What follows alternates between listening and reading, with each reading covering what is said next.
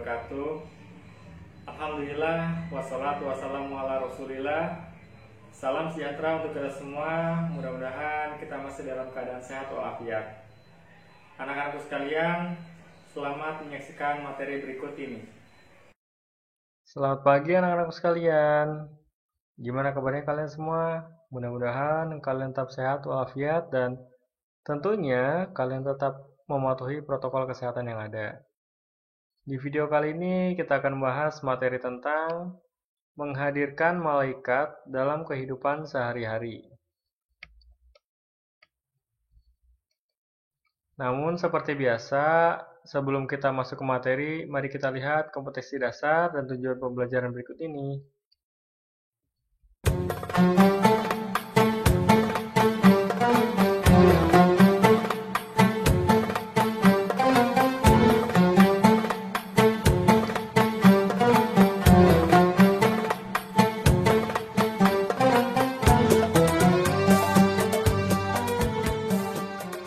Baik anak-anakku sekalian, mari kita berlanjut ke pengertian iman kepada malaikat.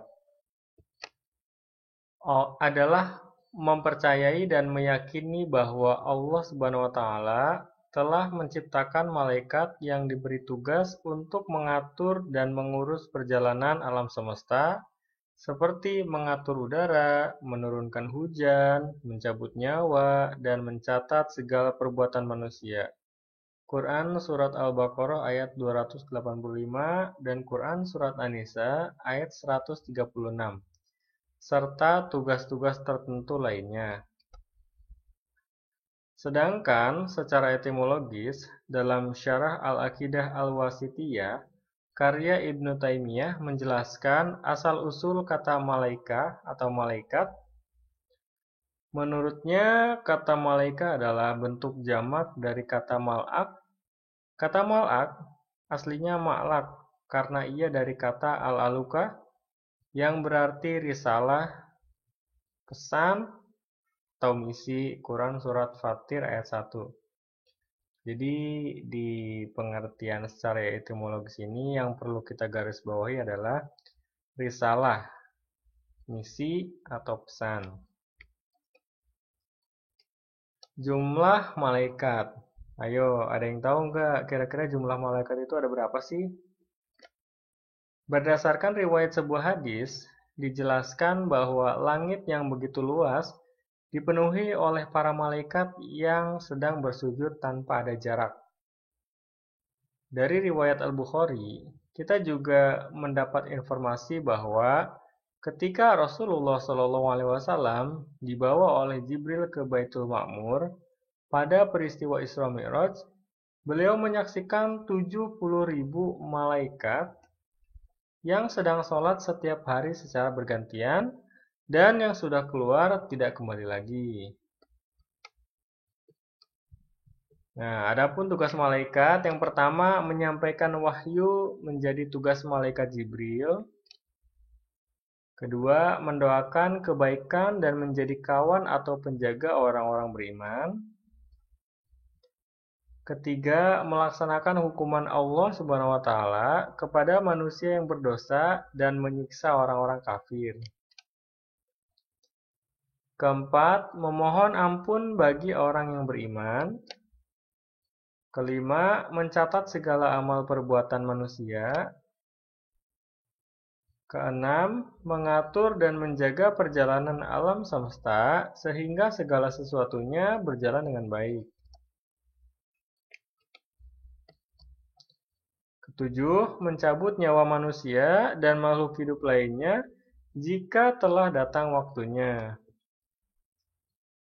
Kedelapan, meniup sangkakala trompet saat tiba kiamat dan hari ba'ats. 9. Mengajukan pertanyaan-pertanyaan kepada manusia di alam kubur. Terjawab tidaknya pertanyaan yang diajukan sangat dipengaruhi amal ibadah yang dikerjakan manusia di dunia. Adapun kedudukan manusia dan malaikat. Manusia dan malaikat sama-sama makhluk Allah Subhanahu wa Ta'ala. tetapi memiliki perbedaan jika ditinjau dari segi keberadaannya. Apabila manusia menempuh jalan ketakwaan, maka derajatnya akan melebihi derajat malaikat sebagai makhluk mulia. Karena manusia jika akan berbuat baik harus melawan hawa nafsunya terlebih dahulu. Namun sebaliknya, jika manusia menempuh jalan kebatilan, maka derajatnya akan lebih rendah dari binatang, karena manusia memiliki akal dan hati nurani. Nah, sekarang kita lanjut ke tanda-tanda beriman kepada malaikat. Yang pertama, mengimani keberadaan para malaikat, yakni para malaikat itu termasuk makhluk gaib, namun nyata adanya. Kedua, para malaikat itu juga memiliki fisik atau jasad, sebagaimana dinyatakan dalam firman Allah Subhanahu wa Ta'ala, yang artinya, segala puji bagi Allah, Pencipta langit dan bumi, yang menjadikan malaikat sebagai utusan-utusan untuk mengurus berbagai macam urusan yang mempunyai sayap masing-masing, ada yang 2, 3, dan 4. Allah menambahkan pada ciptaannya apa yang dikehendakinya, sesungguhnya Allah Maha Kuasa atas segala sesuatu. Quran Surat Fatir ayat 1. Ketiga, mengimani nama-nama para malaikat yang terdapat dalam Al-Quran dan hadis Nabi SAW, seperti malaikat Jibril, Mikail, Israfil, Israil, Munkar, Nakir, Raqib, Atid, Malik, Ridwan, dan yang lainnya.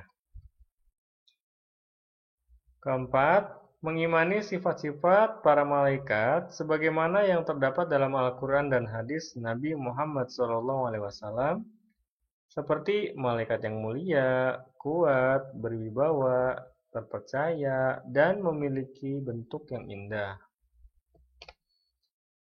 Kelima, mengimani tugas-tugas malaikat yang disebutkan dalam Al-Quran dan hadis Nabi Muhammad SAW. Perilaku orang yang beriman kepada malaikat.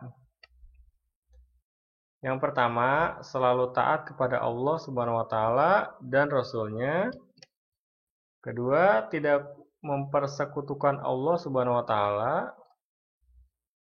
Tiga, mematuhi ajaran-ajaran yang disampaikan Al-Quran. Keempat, melaksanakan segala tuntunan syariah Islam. Kelima, selalu berhati-hati dalam segala macam perbuatan. Keenam, selalu berbuat positif. Ketujuh, rajin mempelajari ilmu pengetahuan. Kedelapan, menghiasi diri dengan akhlak yang mulia. Baiklah anak-anakku sekalian yang saya sayangi, untuk quotes hari ini, dan Allah sekali-kali tidak lengah dari apa yang kamu kerjakan.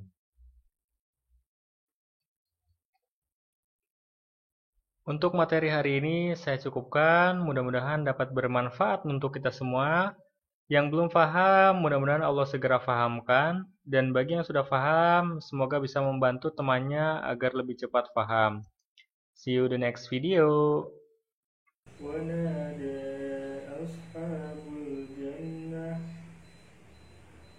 Alhamdulillah, materi hari ini telah selesai.